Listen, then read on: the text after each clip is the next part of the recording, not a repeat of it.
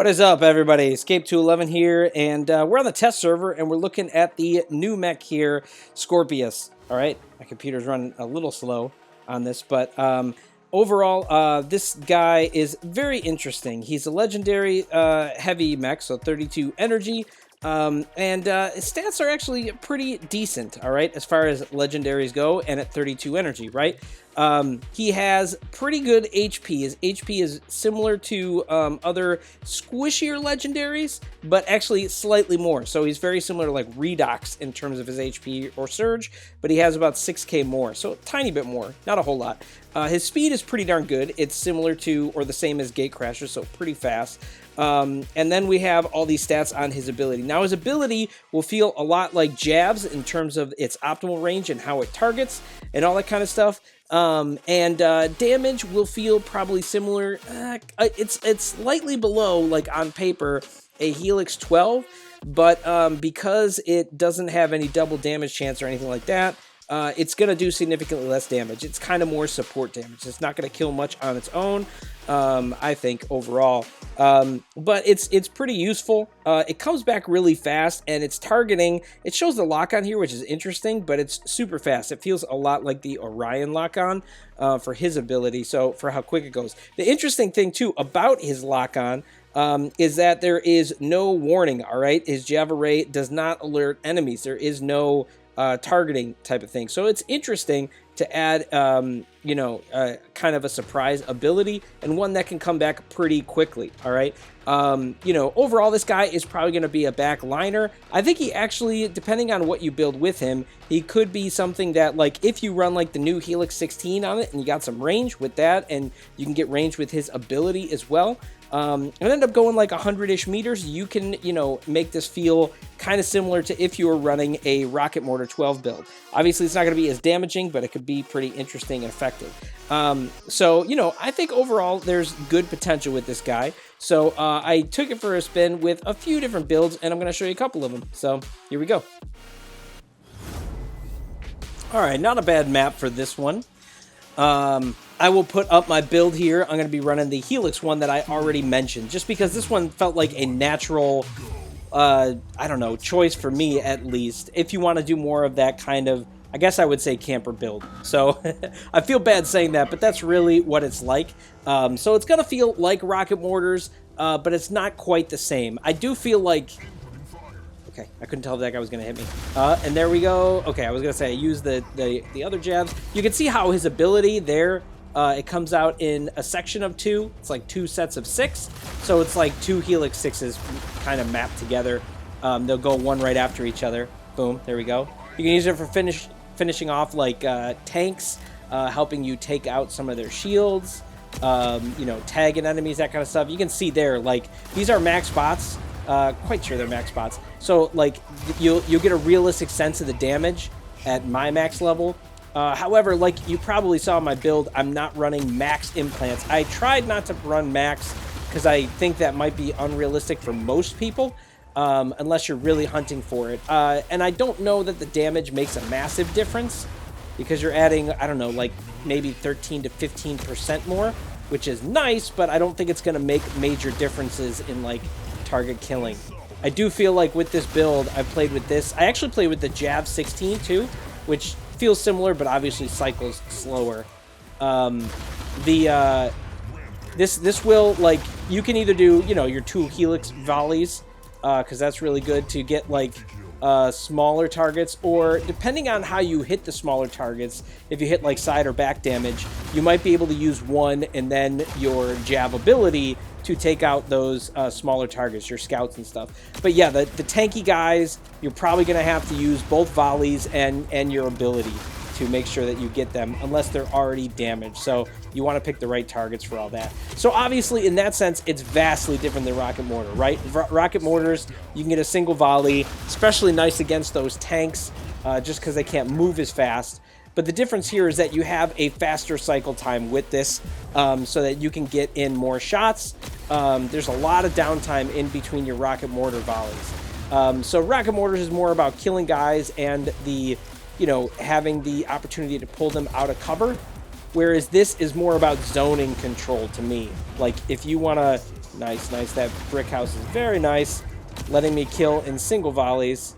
Didn't get it on the ability, but we should be able to get this guy. Not quite, but my ability can. Or that guy can. Good for zoning, I guess is what I was trying to say. If you want to keep certain people away from areas and just control an area, very useful for that. I think it's, you know, very strong potential to build, and I like the idea of it. At least a little more fun than rocket mortars. But we'll try another build that I wanted to try. So here we go. All right. This map is tricky a little bit for this one, at least the center, because it's harder to hit with jab type stuff with the overhead. But I'll put my build up for this one. This one I'm using a disc launcher build, all right? Again, I tried not to go crazy with the implants, but I mean, these are the standard implants most people already have, at least for disc launchers in most cases.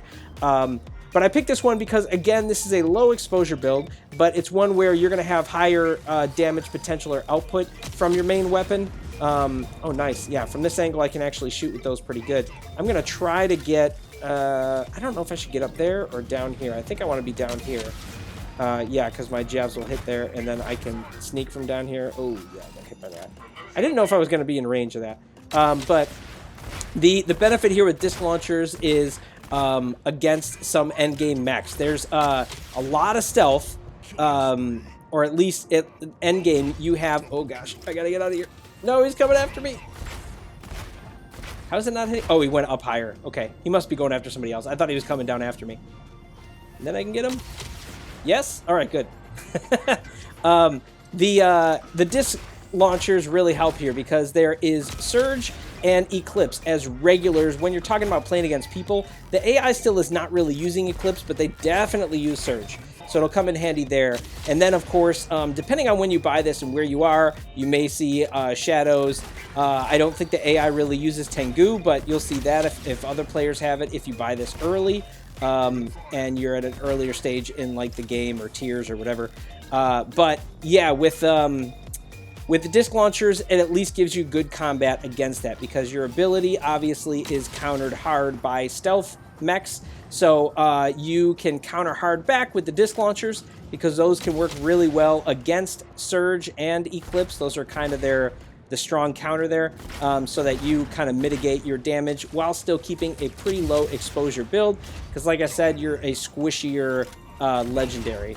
I also, just for the fun of it, tried Nade Launcher 16. That one's harder to do just because the Nade Launcher doesn't hit well, but what's nice is that with it, you, similar to this, though, I mean, as the disc launchers, but if you want to run disc launcher with somebody else, that's a low exposure build and one that doesn't really show that you're targeting enemies. The one thing I don't like about using either the jabs or the Helix is that it will show the enemy when you're targeting them with the weapons, even though your ability doesn't. So you kind of don't get the advantage of the sneakiness of your ability if you're running those weapons. But they are, like I said, more so for zoning. But yeah, I mean, I think this ability can be really useful. Obviously, it's going to be great in CPC, like I'm using it here, but it is going to struggle in those maps with overhead cover, indoor maps, certain TDM ones, and generally not great for 2v2, I think, at least based on his ability. I mean, he's got 32 energy, he's got good stats, so you could mostly rely on those. Oh no, the guy didn't come after me, and he didn't use stealth. Somebody, okay, good. Ooh, somebody else got him, good. But I think that, you know, it's one of those builds that, or one of those mechs that, you know, would do okay just based on stats alone, but, you know, may have some trouble. It's kind of like how Gatecrasher, I thought he was going to get me, has good stats and his ability is just meh, so this ability won't shine indoors, but based on his stats, he's still not that bad. His HP is a little lower than Gatecrasher, like I said, for comparison, but still pretty darn good. And may have some solid uses of 32 energy mech, even outside of like CPC type stuff, I think. All right, guys, that was Scorpius. All right. Overall, very interesting mech. I like him. I think he's quite viable. I also like the look of his design. Pretty cool. Nice to have a solid spider mech going on. And as far as 32 energy mechs goes, I feel like he fits somewhere in the middle. I don't know if I said this in the match at all, but you know, he's kind of somewhere in that range. He's probably not going to be like a top 5 mech for a lot of people. And I guess in that regard, not one that you have to buy for the meta. You could probably wait until it ends up on the progress path later. But yeah, he's going to have certain uses. And then obviously there are going to be maps that are tougher for him, where indoor maps are not going to allow him to use his ability at all. But I think he's a pretty solid mech. I'd probably put him in viable, but not super meta worthy. All right, that's where I would probably put him. So, you know, overall, I like him. I think he's a lot of fun. And you guys can let me know what you think of the dude as well. And we will see you out there on the battlefield.